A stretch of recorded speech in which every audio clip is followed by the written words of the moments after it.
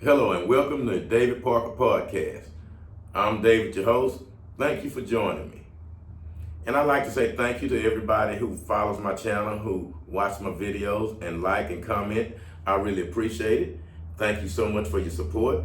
And I want everybody that hadn't subscribed to hit that subscribe button.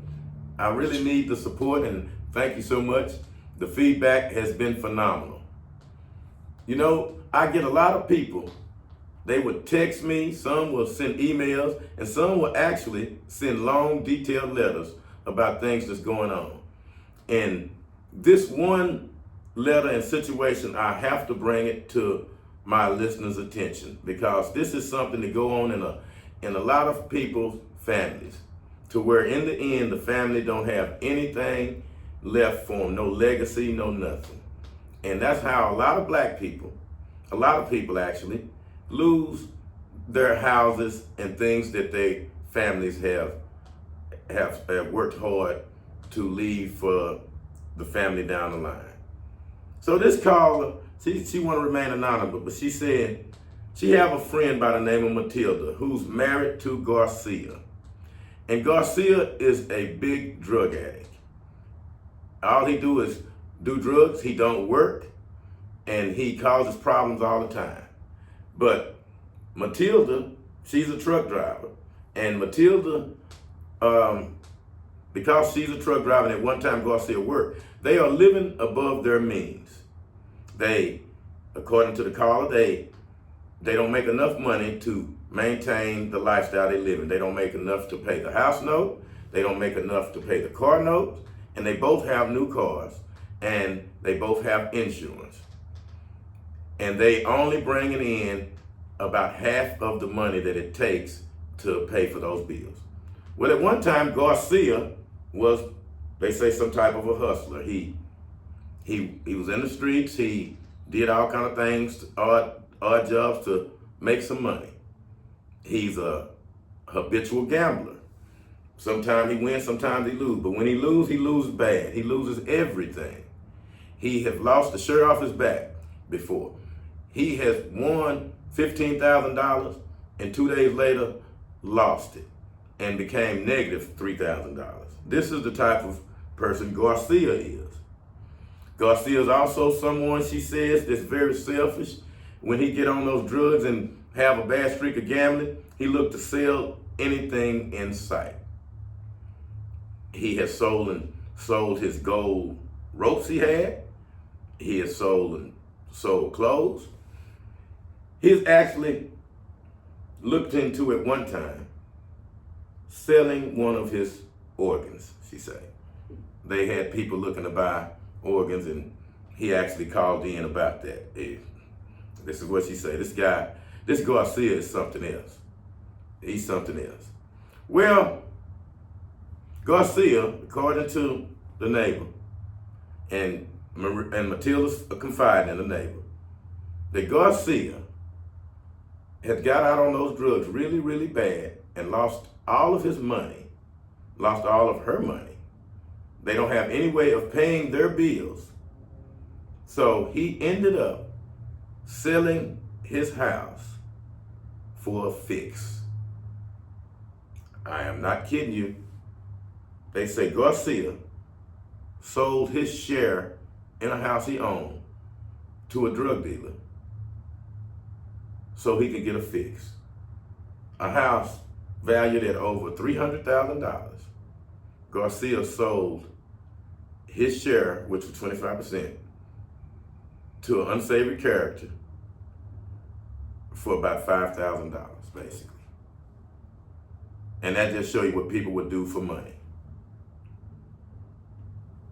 That's why in the black neighborhoods, in the communities, there is no legacy money. There is no houses that get passed down through generations, because you have someone like Garcia, who's a drug addict, who don't work, who's a gambler, and according to the caller, has Matilda terrified.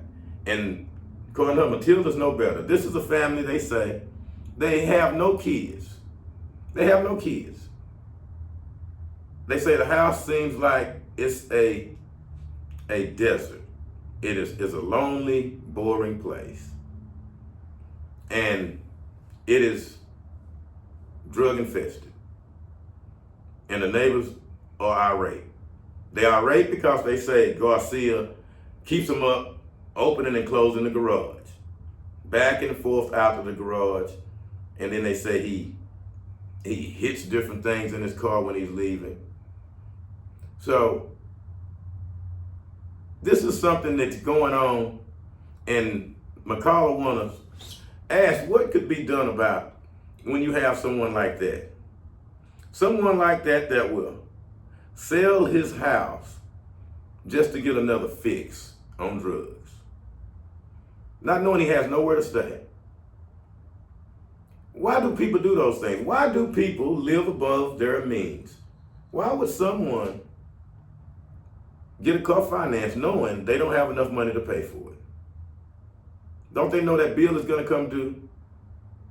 Why would somebody live in a house that they know they cannot pay the note and cannot pay the gas bill, the water bill, the electric bill, just to be evicted eventually? This is Garcia, according to them. This Garcia, they say once he get on those drugs, there's no stopping him. She say Garcia has the whole neighborhood held hostage because of his actions. So, is this what happened when people live above their means?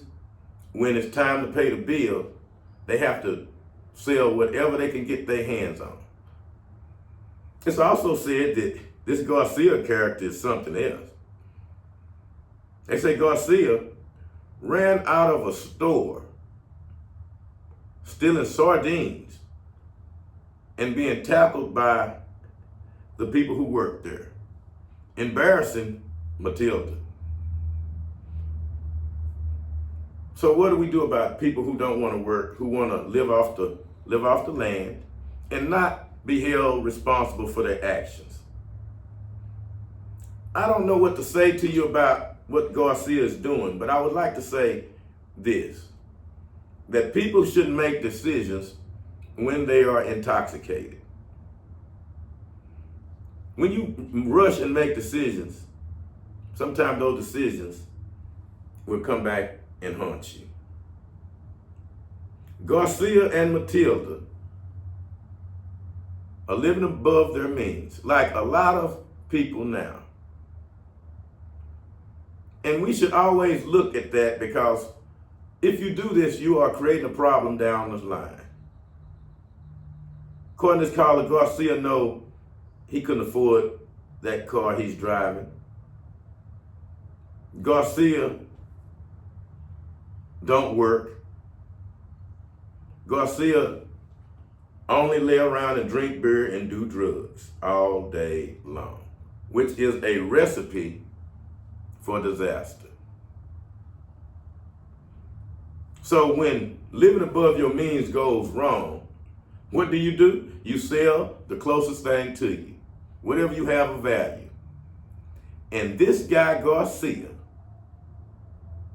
not having nowhere to go after he is evicted from this house that he's living in that he cannot pay for, he sold his share in a home that he had to someone for not even a tenth of what the house is worth, just so he can get another fix off of drugs. I can't make this up. According to her, just so he can get a fix, he gave away at least $70,000 for $5,000 just so he can continue his fix. And Matilda, because Matilda lives above her means also, even though she's a truck driver, she's a very lazy person, according to the caller. They don't keep up their yard, and all they do is have the police coming out to their house every night when Garcia has gotten drunk and got out there on drugs. You know, I guess everybody may have a Garcia in their family. Somebody that will screw over his family just so he can get another fix on drugs. And we see that. We see in people's families that those are the ones that could hurt you, that could actually do something against you. The people closest to you. That's why they always tell you about smiling faces. You know, they say your families are the ones that could screw you over. They say Garcia has brothers and sisters. And they tried talking to Garcia, but Garcia is so far gone on those drugs, they say, that there's no listening. He's not listening to anybody. So Garcia just set himself up to be homeless because the little money that he got for selling his share of the house, they say, he's already doing drugs as we speak. There should be something against preying on the weak. And this is a classic case of a person becoming so addicted that he can't even see what's right in front of him. You know, I help the homeless people, and I hear a lot of stories, and this is one of the stories basically I've heard before. How somebody could get so far strung out on drugs that he'll turn on his family and sell his most valuable possessions for nothing, just to be homeless and on the streets the very next day. They say one of the things Garcia likes to do is after he goes on one of his drug-induced binges, he likes to come back and curl up like a baby and cry, looking for sympathy. They say this guy want to look for sympathy after destroying everybody. They say all of his family members and friends don't want him around because he steals. You can't trust him because the drugs have this guy stealing from everybody. This is a very detailed letter about addiction and how it can destroy the family.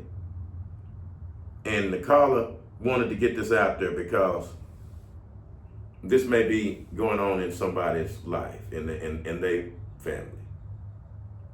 So what do you do about a person that is so far strung out on drugs that he has turned on everybody who loved him? Do you still support that person when that person is doing things to destroy the family? And that's what they're trying to see, because they see the family always trying to help out Garcia, but it seems like Garcia don't want to get no help. This is a very serious thing, this drug epidemic, and that's what we really need to focus on and figure out how we can stop that. We've heard about people are getting highly addicted to fentanyl. And I know the president has a war on drugs, and I applaud him for that, and I wish there's more that can be done.